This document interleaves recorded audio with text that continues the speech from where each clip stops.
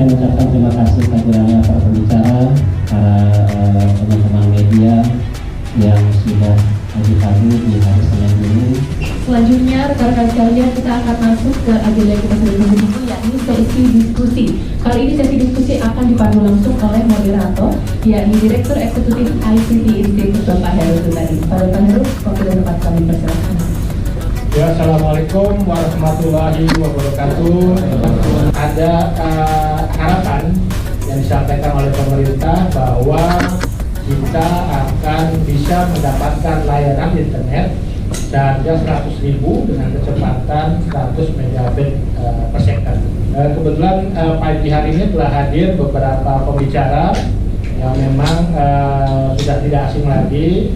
Yang pertama itu mungkin saya undang Bapak Benny Elian, Koordinator Kebijakan Penyelenggaraan Infrastruktur Digital, Kementerian Komunikasi dan Digital Republik Indonesia. Sekarang Pak Benny mungkin bisa bergabung di sini. Kemudian juga saya undang Bapak Sigit Puspito Wigati Jarot, Ketua Bidang Infrastruktur Telematika Nasional dari Masdel.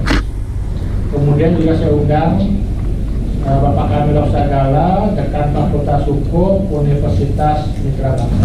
Terima kasih Pak Heru. Saya Benny dari Kominfo. Saya di Kominfo. 1,4 itu untuk fixed wireless-nya ya. Itu langsung connect ke fiber optik. Nah itu sebagai providernya istilahnya.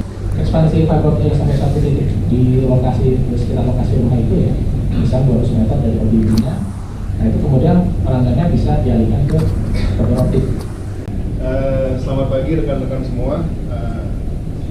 Saya Sigit Jarot dari Masdel ya. Izin menambahkan beberapa informasi yang tadi sebagian sudah disampaikan oleh Pak Budi. Saya ingin mengungkapkan dari perspektif lain. Nah, langsung aja next slide. Nah, ini data 2 bulan yang lalu ya. 2 bulan yang lalu yang saya ambil dari ITU Facts and Figures 2024 ini dipublikasi kalau nggak salah akhir November 2024. Jadi masih hangat datanya. Ternyata semuanya sama mulainya kaji itu sekitar 2019-2020 dan definisi terbatas gitu. Ini ada contoh berhasilnya di Australia, contoh kurang berhasilnya di Meksiko gitu. Kemudian saya melihat 5G FWA 1,43 ini sebagai solusi broadband. Jangan ketarik ke mobile gitu. Dan harus sadar perbedaannya tetap dengan fiber gitu. Jadi kenapa? Karena FWA itu adalah in between gitu. Antara posisinya itu antara mobile seluler dengan fiber gitu. Jadi kalau saya melihatnya agak berbeda sedikit. Kenapa? Karena berpengalaman juga dalam regulator waktu itu juga sekarang jadi fakultas hukum di fakultas hukum. Ibunya dari sisi undang-undang atau peraturan gitu. Tapi kalau saya lihat tadi rekan dari regulator Pak Benny sudah menggambarkan ada peraturan dari menterinya, Kemmen dan segala macam. Dan tadi sudah di slide 1 bahwa nanti bisa seleksi dan evaluasi. Tapi yang muncul di masyarakat itu lelang itu seperti lelang yang pada biasanya Pak, bayangannya gitu. Jadi kalau seleksi seperti apa, evaluasi seperti apa, itu breakdown mereka nggak tahu. Nah, regulator kalau tidak siap melihat komposisi model seperti ini, itu terjadi hal-hal yang benturannya sangat dahsyat sekali. Nah, disinilah presisinya nanti tim-tim dari Komdigi, siapa yang punya FO, karena posisi kritik permasalahan dalam suatu sumber daya alam yang terbatas itu penting diketahui oleh masyarakat. Dan hari ini Indo Telkom mengadakan itu untuk kawan-kawan media tahu bahwa inilah yang akan dilakukan oleh Komdigi dan terbuka. Nah, ini suatu ruang yang bagus Pak dari Komdigi Pak Benny hadir di sini dan itu menunjukkan media bisa nanti diskusi lebih jauh. Nah, saya mengkritisi itu penting. Kenapa? Khawatir di 1,4 karena persaingan yang tidak sedikit tadi diperkirakan hanya berapa gitu ya, 7 dari informasi. Saya khawatir banyak karena pemilik jatah blok atau FO itu banyak sekali. Bisa-bisa mereka nanti berkeinginan yang sama. Kepentingan masyarakat oke, tapi kalau tidak dilakukan dengan benar, tidak dilakukan dengan lurus, dengan panitia yang benar juga, saya khawatir ini hanya basa-basi saja. Terima kasih. Assalamualaikum warahmatullahi wabarakatuh. Terima kasih Pak Hamdor, kita berikan aplaus buat Pak Hamdor. Nah mungkin yang teman-teman semua juga pengen tahu ini bagaimana sih roadmap pemerintah terkait dengan tata kelola dari frekuensi. Karena kalau kita lihat kan selama ini yang disebut itu misalnya 700, kemudian 3,3, 3,5, atau mungkin juga kemarin terjadi misalnya refarming segala macam, tapi kok tiba-tiba muncul 1,4 GHz gitu ya. Itu akan kita siapkan yang kesepan juga tahun ini. Tadi pelaksanaan itu menunggu keputusan dari pimpinan. Itu adalah untuk membuat kerjaan. Dan yang ingin kita replikasi adalah yang fiberisasinya. Jadi bagaimana caranya ketika di 1,4 jalan pasang pemancar 1,4 langsung connect ke Evo. Jadi nggak lagi pakai Microbi atau apa, atau pakai satelit gitu, jalan percuma. Nanti di 720, 2,6, 23,5 itu juga inginnya seperti itu. Jadi ketika dapat lisensi itu memang yang langsung pemancar itu langsung connect ke Evo. Jadi kita benar-benar mendapatkan speed yang sesuai yang kita harapkan untuk kecepatan sistem baru. Nah kemudian kan yang terjadi adalah bahwa 2,4 itu ada pemain-pemain yang menggunakan 2,4-nya jauh nih jaraknya gitu. Yang tadinya mungkin untuk satu kecamatan atau satu kelurahan ternyata jauh gitu. Nah ini bagaimana kemudian nanti dari Komdigi memastikan bahwa ini kan nanti kalau dari yang disampaikan Pak Beni itu bahwa 1,4-nya akan jadi last mile lah gitu ya, atau akses kan gitu kan. Nah, itu memang akan digunakan sebagai last mile. Jangan sampai kemudian nanti dari backbone dia tembak pakai 1,4 sehingga bisa ke backhaul-nya dilewatin, dia jadi last mile juga gitu. Itu yang akan dilakukan seperti apa? Kasus yang lama itu akan seperti itu. Nah, 1,4 ini memang kita berikan izin kita, dia memang izin eksklusif untuk masuk ke kita. Relasi apa saja sih yang perlu diperhatikan agar mungkin dalam proses seleksi frekuensi secara umum ini dapat ya dikatakan menjunjung tinggi good governance gitu ya, tata kelola pemerintahan yang baik. Karena kalau dari kasus misalnya 3G ini kan pemeriksaan Kejaksaan Agung kan terjadi setelah rezim berganti gitu kan. Nah ini seperti apa? Jangan sampai kemudian nanti teman-teman di Komdigi kemudian menghadapi persoalan serupa ketika mungkin pemerintahnya berganti.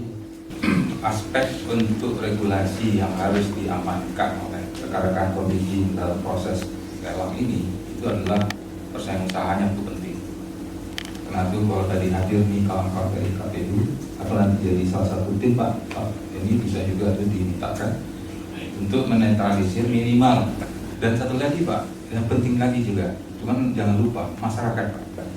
Jadi politis di situ. Jadi kalau itu yang Bapak libatkan nanti, saya yakin Pak, ini settingannya adalah settingan mereka. Itu bedanya. Jadi harapan saya, mereka perlu dilaporkan Komisi 1 tugas itu, tapi kalau untuk melibatkan agar ini tidak masuk ke gedung bundar atau ke Kuningan atau ke Mabes, ya inilah rekan-rekan di sini, termasuk akademisi, termasuk masyarakat dalam arti yang aktif lah seperti Pak Heru dan Pak Doni ya, tapi Pak Doni nggak boleh, dia udah mewakili negara, jadi nggak bisa. Mungkin Pak Setia yang mewakili di sini sebagai deputi. Itu Pak Heru. Ya terima kasih Prof. Kamila. Nah kemudian sebelumnya kan bisnis BWA itu pernah gagal gitu kan. Apa yang menjadi pembeda di kali ini gitu, sehingga Komdigi melihatkan untuk membagikan bisnis BWA ini. Terus terkait soal kan di 1,4 ini untuk menciptakan internet cepat dan murah gitu, agar tidak menggerus bisnis di seluler, apa sih Pak siasat dari Komdigi? Terima kasih. Beberapa dari seluler itu ada, dan sisanya adalah pengendara yang Evo berarti. BTS-nya dari kamu, CD-nya dari dia, bisa nggak connect? Nggak bisa. Nah, kenapa nggak bisa? Karena nggak ada persyaratan kompatibilitas. Makanya saya katakan istiqomahnya pemerintah perlu menjaga policy intentionnya adalah 100 Mbps gitu. Upfront fee itu kan tadi dijelasin yang 1,4 bakal 2 kali Pak. Bukan. Up to. Jadi kami di Komdigi berusaha untuk menjaga agar penggunaan spektrum itu yang sumber terbatas dan kuasa negara itu dimanfaatkan. Karena kita baca dari yang lama-lama ya, setiap kali itu diterapkan 2 kali, ya memang negara dapat penerimaan besar, cuma dampaknya adalah penetrasi atau penggelaran karena sendiri kurang. Kita mengambil acuan itu dari Hong Kong. Hong Kong itu modelnya kita plek-tiplek kita ambil. Jadi memang dengan 2 round dan juga upfront fee-nya itu 2 kali. Oke, nggak tahu nanti dengan 1,4 ini akan seperti apa. Tapi memang Hong Kong sekarang juga tidak ada lagi yang dinamakan upfront fee. Jadi memang hanya biaya lisensi, dan lisensinya pun juga itu incremental gitu ya. Kalau kita sistem sekarang itu ada yang namanya berbasis pertumbuhan. Jadi ketika dia tumbuhnya makin besar, frekuensinya juga BHP-nya juga makin besar. Jadi tidak dikenakan BHP aktif di awal. Ya mungkin udah nggak ada lagi pertanyaan ya. Nah, ini mungkin pertanyaan terakhir untuk masing-masing pembicara. Pak Kamilov dulu nih. Jadi kalau ada satu kebijakan atau tindakan konkret apa nih Pak yang bisa diambil? Kalaupun sehingga kalau misalnya pemerintah melakukan lelang 1,4 ini bermanfaat bagi masyarakat dan juga aman gitu ya. Silakan Pak. Poin penting peringatan, hati-hati. Kenapa? Karena niatnya baik, tapi belum tentu baik hasilnya. Kehati-hatian dalam menentukan kebijakan ini sekarang kebablasan banyak, udah banyak bukti. Dan itu di rejim ini pun terjadi. Jadi kekhawatiran saya, OMDG kalau tidak hati-hati dalam bukan lelang yang ada saat ini akan menjadi sorotan yang luar biasa untuk kementerian yang katakanlah yang baru namanya OMDG, tapi Ibu Menteri yang telah nanti. Saya pikir kehati-hatian ini penting untuk menjaga bahwa kepentingan masyarakat itu terakomodasi dengan baik. Kita tunggu bukan hanya 1,4 sebenarnya. 1,4, 700, 2,3, 3,3, 3,5 dan seterusnya, karena frekuensi ini kalau dari siklus ekosistem itu awalnya di frekuensi. Semakin frekuensi tertinggal, semakin kita tertinggal penyediaan broadband. Ketika broadband penyediaannya kualitasnya rendah, yang dikorbankan apa? Yang dikorbankan adalah masyarakat pengguna yang butuh inovasi, yang butuh kompetitif, yang butuh digital dan seterusnya gitu. Harusnya mereka ini marah nih kalau misalnya lambat frekuensi gitu. Inggris itu sampai dia bikin hitungan gitu. Keterlambatan 6 bulan itu kerugian negara berapa? Keterlambatan 1 tahun kerugian negara berapa dan sebagainya. Jadi kita belum ada yang pernah hitung nih, makanya frekuensi lambat digelar 2 tahun 3 tahun pada santai-santai aja.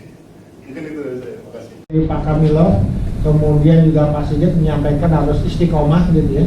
Karena memang mungkin yang tadinya fix bisa jadi mobile atau seperti apa, tapi juga memang disampaikan Pak Benny itu bagaimana kita semaksimal mungkin untuk masyarakat dan memang diberikan ruang bagi masyarakat untuk mengawasi dan juga mengkritisi kebijakan yang akan dikeluarkan oleh Kementerian Komunikasi dan sekali lagi terima kasih Bapak-bapak semua.